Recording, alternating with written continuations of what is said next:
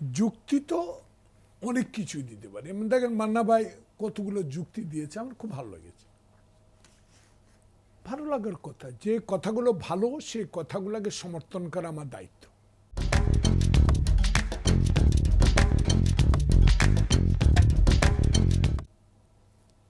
এবং ওনার ভালো কথাগুলো আরো প্রচার করাও আমার দায়িত্ব, যদি আমি রাজনৈতিক কর্মী হয়ে থাকি।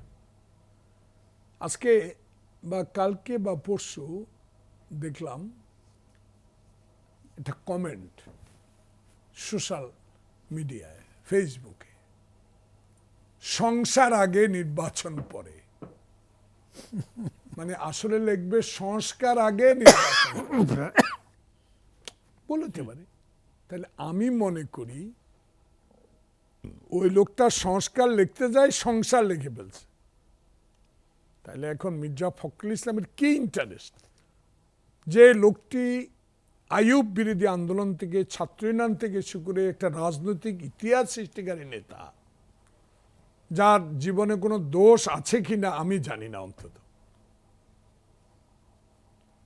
সে এমন একটি দলের মহাসচিব, আমি বলবো না যে এটা গ্রহণযোগ্য দলের, নিষ্পেষিত দলের, নির্যাতিত নেতা কর্মীদের দলের একজন মহাসচিব, যে দলের ভারপ্রাপ্ত চেয়ারম্যান দেশের বাইরে, যে দলের চেয়ারম্যানকে বিনা কারণে তার জীবন থেকে 5টি বছর শেখ হাসিনা শেষ করে দিয়েছে, যে মহিলাটির জন্য 18 বার তার পরিবার থেকে মুক্তির জন্য আবেদন করে প্রত্যাখ্যান করা হয়েছে, রাজনৈতিক প্রতিহিংসা পরায়ণ হয়ে তাকে একটা অসত্য মিথ্যা মামলায় তাকে সাজা দেওয়া হয়েছে, এবং সে সাজার নির্দেশপ্রাপ্ত জজ সাহেব করেছে শেখ হাসিনার টেলিফোনের পরে। তাহলে এই রাজনীতি প্রতিহিংসার পরেও এই যে দল, বেগম জি এখন আল্লাহ রহমতে লন্ডন, ইনশাল্লাহ ভালোই আসবে, আর শেখ হাসিনা কোথায় বলার দরকার নেই। সেখানে আমি মনে করি মির্জা ফখরুলের এই ইঙ্গিতটা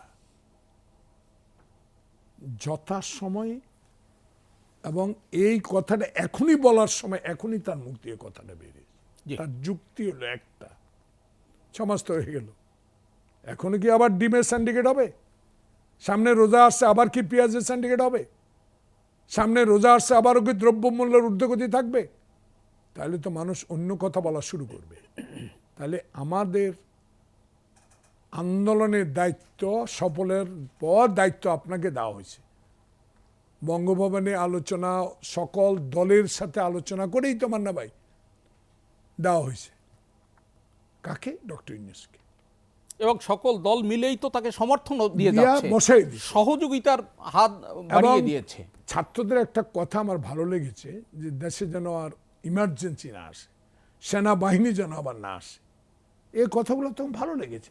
তাহলে ইন্টেরিয়াম গভর্নমেন্টকে আবার নানা রকম, আমি কুবুদ্ধি বলবো এটাকে, দিয়ে যদি একটু নির্বাচনকে বিলম্বিত করা হয়, তাহলে অন্যেরা সুযোগ নিতে পারে। সেখানে মির্জা ফখরুল ইসলাম আলমগীরের এই সময়ে এই কথা অত্যন্ত গুরুত্ব বহন করে। সঠিক সময়ে সঠিক কথা যেটি আপনি বললেন। নির্বাচন নিয়ে অনেক ভাবনা থাকতে পারে, শীর্ষ পর্যায়ের সাথে আলোচনা করে সেটা সিদ্ধান্ত হয়।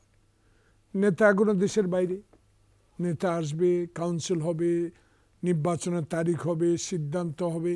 কিন্তু আমার নেতা তারেক রহমান একটা কথা বারবার বলে যাচ্ছে, যে যারা আমার সাথে বিগত 16 বছরে শেখ হাসিনার বিরুদ্ধে ছিলেন, আন্দোলন সংগ্রামী ছিলেন, প্রতিটা কাজে আমাদেরকে সহায়তা করেছেন, শক্তি জুগিয়েছেন, সহায়তা করেছেন, তাদেরকে নিয়ে আমি যত বড় দলে হই, তাদেরকে নিয়ে আমি সরকার করব, তাদের নিয়ে আমি নির্বাচন করব।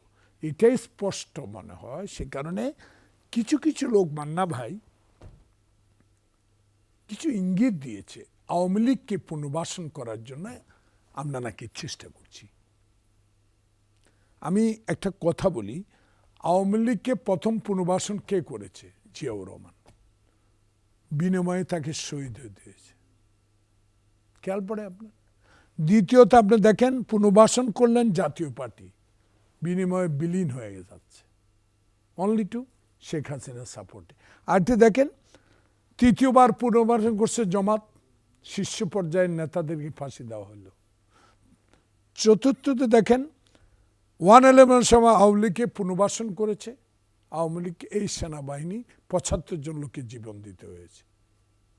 এইটা এই যে এখন কেউ কেউ বলে সরাসরি মির্জা ফখরুলকে ইঙ্গিত করেও আমি বুঝতে পারি এইসব কথা বলতেছে যে আমরা নাকি আওয়ামী লীগকে নিষিদ্ধ চাই না, আওয়ামী লীগকে আমরা পুনর্বাসন করতে চাই। তাই এই কারণগুলো আমরা বলতে চাই যে না, তাহলে পঞ্চমবার বা ষষ্ঠবার যারা আমাদের উপর এই দোষটা চাপিয়ে দিতে চায়, কেউ কি সাহস করবে আওয়ামী লীগকে পুনর্বাসন করার জন্য?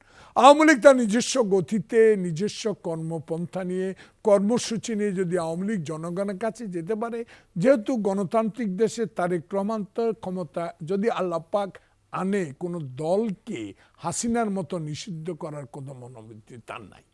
সেখানে আমি মনে করি যে বাংলাদেশ জাতীয়তাবাদী দল, যেই দলের আদর্শ শহীদ জিয়া, যে দলের আদর্শ খালেদা জিয়া, সেই দলের ভবিষ্যৎ কর্মপন্থা এমনি হবে, শহীদ জিয়া যেভাবে দল গঠন করেছে, ঐক্যর মধ্য দিয়ে সকলকে নিয়ে এই দেশ গড়ব, এটাই আমাদের কামনা।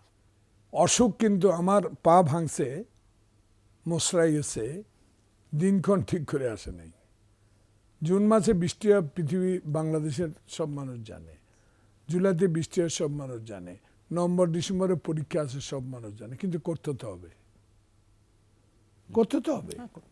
বৃষ্টির উপর নির্ভর করে ক্ষমতা বিলম্বিত করবেন এটা আমি মানি না। কষ্ট করে হলো ভোট দিতে চাই, এমন ভোট করতে চাই যে মরা মানুষের ভোট যাতে না হয়, দিনে ভোট যেন দিনে হয়, রাতে না হয়। কারণ এই দেশে তো সংস্কার একটাই দরকার ছিল, ওই যে সংস্কারের জায়গায় সংসার লেগে বেলাইছে, এরকম সংস্কার একটাই, খালি নির্বাচন কমিশনটাকে শক্ত করা, তার পদ্ধতিগুলা স্বাধীনভাবে কাজ করার সুযোগটুকু দেওয়া, এবং মানুষ যাতে ভোট দিতে পারে তার ব্যবস্থা সুনিশ্চিত করা। সেখানে আমি মনে করি আপনি যেভাবে কথাটা উঠালেন সেটা আমার 71 আর আবার সময় টিভি মনে করে দিতে হয়। সেগুলা মোজাম্মেল বাবু এখন কোথায় আছে জানি না, সময় টিভি যারা এগুলো করতো তারা এখন কোথায় আছে জানি না। সবার প্রতি আমার সম্মান আছে, আর বিশেষ করে আপনাদের এই সাংবাদিক জগতের সাথে আমার একটা সুসম্পর্ক। আপনার সাথে যেমন আমি যখন 91 সালে এমপি, তখন আপনি সংসদ পার্লামেন্টে নিউজ করতেন, আপনার সাথে খুবই সুসম্পর্ক। কিন্তু আমি এদিন এসি টিভিতে এসে দেখি আপনি এখানে আসেন, আমি জানতামও না। সে কারণে আমি মনে করি যে বাংলাদেশে এখন যে পরিস্থিতি, আজকে 2 দিনে আরও ঘোলাটে করে ফেলছে।